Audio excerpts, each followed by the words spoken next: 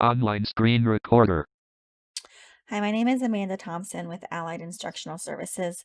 In this video, we're going to be looking at the JAWS Startup Wizard. Now, when JAWS is installed on a computer, this will be part of the installation process.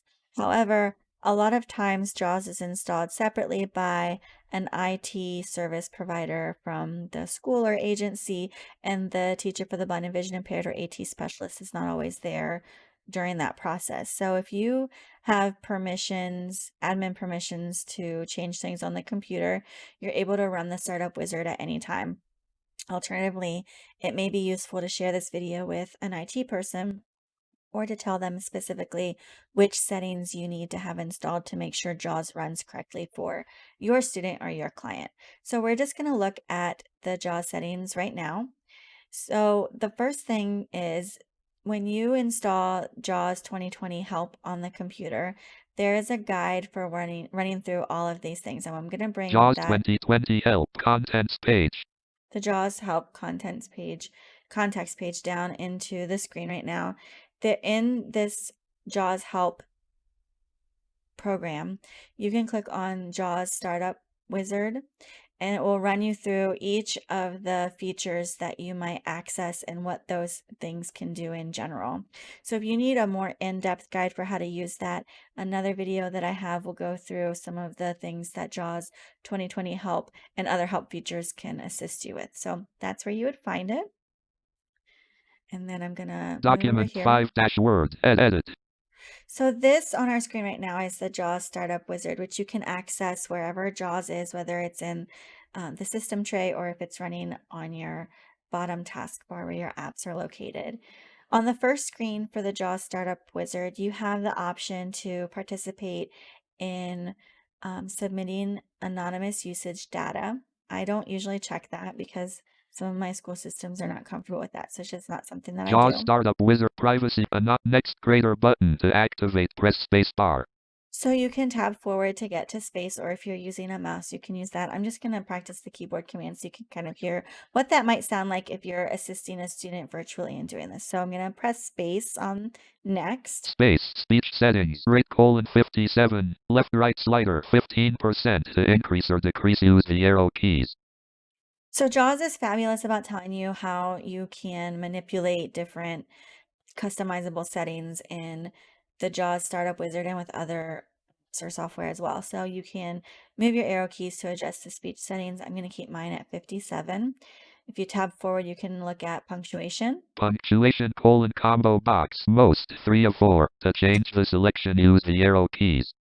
So my JAWS settings are set up to give me tips for how to navigate throughout the different drop-down menus or sliders or whatever. So you can choose All to 4 of do 4. all, most, Most. Some 2 of 4. some, None 1 of and 4. none. So I have JAWS set up to read all. Some. Most 3 of 4. I'm sorry, most. So I'm going to leave it there. Typing echo characters radio button checked 2 of 4. To change the selection, press up or down arrow. So these little bullets that you can select or unselect are called radio buttons, and you can use the arrows to move up and down to change typing echo. So if it's off, it does not say anything. Otherwise, it will echo the characters that you type, a whole word that you type, or characters and words that you type. So I'm going to leave that the way that it is. And then you have the option to lower the volume of other programs when JAWS is speaking. This is useful for people who are watching videos or navigating within other sorts of software that's kind of loud. So I'm going to go to the next screen. Low, less, next greater space. Run JAWS settings. If you select quote start JAWS at the logon screen, quote JAWS will be loaded at the logon. So I'm not going to have JAWS read all of this to us, but in a previous video or a different video, I talk about some basic settings that you might want to change.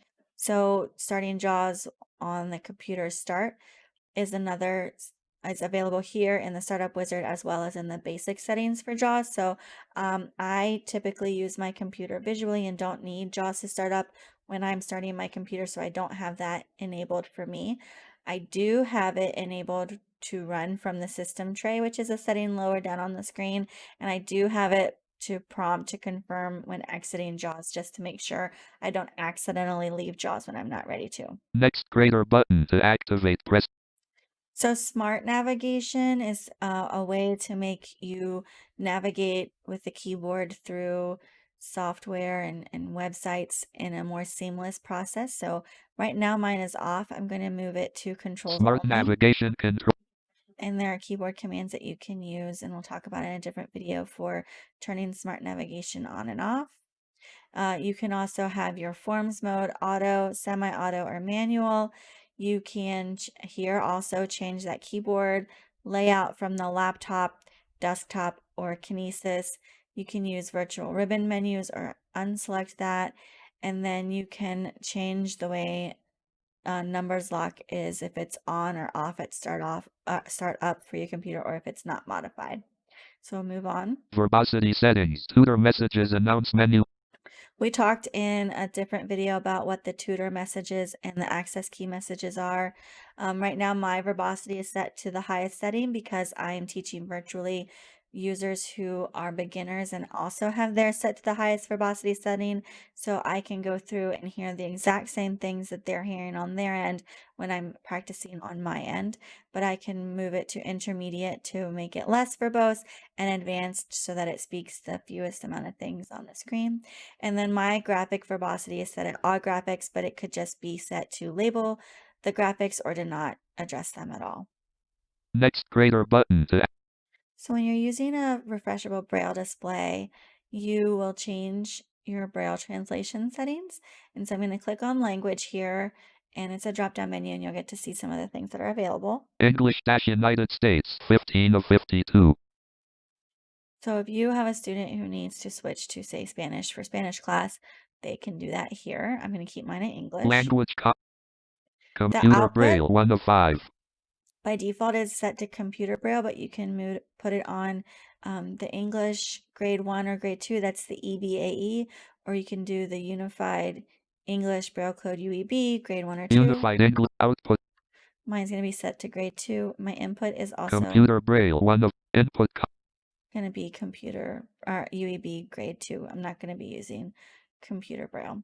So we'll go to the next screen. Next greater button to activate. Press In your braille structure settings, you 2 can of 3. have line, structured, or speech output. We can talk about these settings in another Braille video. mode copy.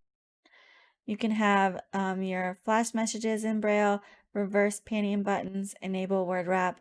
And so we'll talk about these more in depth in another video. And you can change your dot firmness, by the way, on your Braille, refreshable Braille display too. So that's the finish button because I'm done setting up. So I hit finish and now all the settings are exactly how I want them. If I want to go through and look at some of those settings in more depth, I can just open JAWS 2020 help. the JAWS Help Startup Wizard and go through some of those settings. I'm going to scroll through a little bit here so you can kind of see. I'm going to shift the screen so you can see more of it. There we go. Nope, there's my menu. So you can see more of what is on there. So it goes through just a little bit, like here's typing echo. It talks about off if you don't want to hear anything echoed, characters if you want to hear just the character, and that's default. So it really just goes through it in a very simple way.